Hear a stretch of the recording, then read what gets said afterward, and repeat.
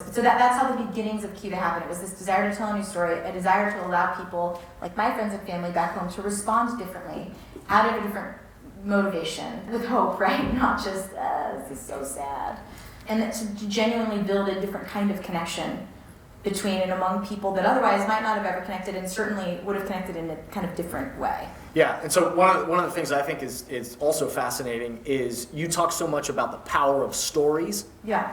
And again, whether or not you're thinking about this in terms of Kiva or connecting to that story, or you're thinking about your story and or your organization and what are the stories that you're trying to tell, that you figured out early on that this was about the story. You had to be able to tell the stories of the people that you were truly trying to serve.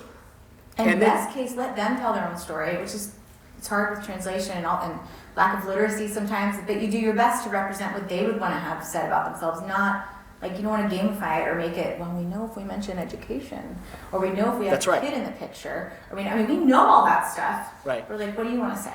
But you had to know with the story, who are you actually trying to serve? Yeah. And you had to get really good about telling those stories authentically from them. Right. And also understand what is the mission that we're what are we actually trying to do here? Yes. Right? Yes. So the mission from the day one was I have to take deep breaths. Was to connect people through lending for poverty alleviation, and I say it slowly because you have the what, the how, and the why baked in there. So you have connecting people is the thing, But like that's where we begin. That's the thing that's our theory of change. That's the thing we do. We connect people through lending. That's the how, which happens to be our method, to alleviate poverty.